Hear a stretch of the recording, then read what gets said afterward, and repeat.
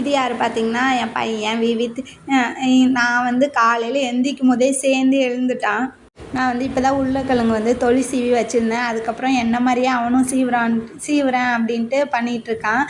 ஒரு பருப்பு குழம்பு வைக்கலான்ட்டு குக்கரில் பருப்பு வேக வச்சுட்டு இங்கே வேலை பார்த்துட்டு கூட்டு வைக்கலான்ட்டு வெங்காயம் தக்காளி கட் பண்ணிகிட்டு இருந்தேன் கீழே உட்காந்து. அது என்னடான்னு பார்த்தா சிலிண்டர் வேறு காலி ஆயிடுச்சு. காயெல்லாம் கட் பண்ணி வச்சுட்டேன். கத்திரிக்காய், முருங்கைக்காய், உருளைக்கிழங்கு போட்டு பண்ணலாம் அப்படின்ட்டு. அப்புறம் பார்த்தீங்கன்னா சரி இருக்கட்டும், சிலிண்டர் வந்ததுக்கப்புறம் மாட்டிக்கலாம் அப்படின்ட்டு விட்டுட்டேன். என் பொண்ணுக்கு வந்து ஸ்நாக்ஸ் ரெடி பண்ணிகிட்டு இருக்கேன். அவளுக்கு வந்து இன்றைக்கி வந்து அவளுக்கு என்ன ஸ்நாக்ஸ்ன்னு பார்த்தீங்கன்னா, செவ்வாழைப்பழத்தை குட்டி குட்டியாக கட் பண்ணிவிட்டு, இது வந்து தேன், ஊர்லேருந்து எடுத்துகிட்டு வந்த தேன். இது வந்து எங்கள் அண்ணன் எடுத்து கொடுத்தது, நாங்களே எடுத்தது தான்.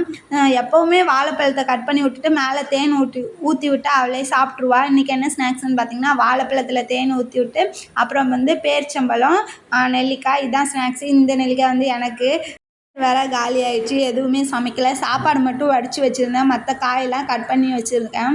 சரின்ட்டு சிலிண்டர் வேறு காலி ஆயிடுச்சு. என்ன பண்ணனே தெரில. அப்புறம் ப்ரெட் இருந்துச்சு. ப்ரெட்டு தான் இன்றைக்கி காலையில் சாப்பிட்டு போனோம். ஜாம் வச்சு கொடுத்தேன்.